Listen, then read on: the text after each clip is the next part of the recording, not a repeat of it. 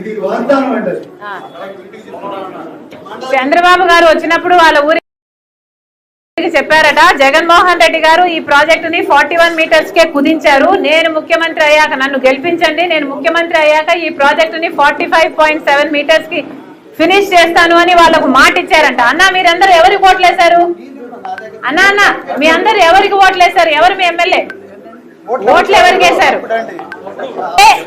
ఇప్పుడు Polavaram MLA Janasena MLA, ఇప్పుడు Rampachodavaram MLA TDP MLA. Polavaram ఏమో జనసేన, రంపచోడవరం ఏమో టీడీపీ.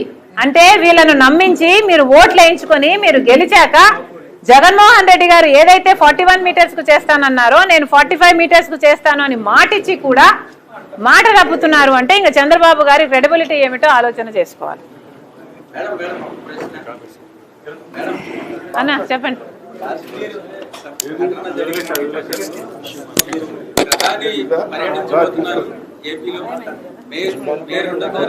అమరావతికి ప్రధాని రాబోతున్నారు. అయితే కాశ్మీర్ ఘటన నేపథ్యంలో దేశమంతా ఇటువంటి పరిస్థితుల్లో ప్రధాని పర్యటన ఎలా చూడాలి?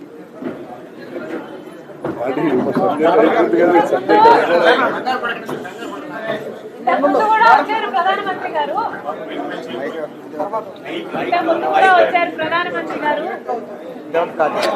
అప్పుడేమో మట్టి తెచ్చారు, ఇప్పుడు మళ్ళీ ప్రధానమంత్రి గారు వస్తున్నారు. ప్రధానమంత్రి గారు ఇప్పుడు కొత్తగా ప్రధానమంత్రి అవ్వలేదు, ముఖ్యమంత్రి గారు ఇప్పుడు కొత్తగా ముఖ్యమంత్రి అవ్వలేదు, రాజధాని కూడా ఇప్పుడు కొత్తగా రాజధాని కాలేదు. 2014లో ఏ పరిస్థితి ఉండిందో ఇప్పుడు కూడా అదే పరిస్థితులే ఉన్నాయి. ఇప్పుడేదో కొత్తగా ఆయన రాజధాని అనౌన్స్ చేసినట్టు, కొత్తగా ఆయన ప్రధానమంత్రి అయినట్టు, ఎప్పుడూ శంకుస్థాపన చేయనట్టు చేయలేదండి. 2015లోనే ప్రధానమంత్రిగా నరేంద్ర మోడీ గారు వచ్చారు, యమునా నది నుంచి నీళ్లు తీసుకొచ్చారు, ఇంకేంటి రెడ్ ఫోర్ట్ నుంచా మట్టి తెచ్చారు, మన ముఖాన మట్టి కొట్టిపోయారు.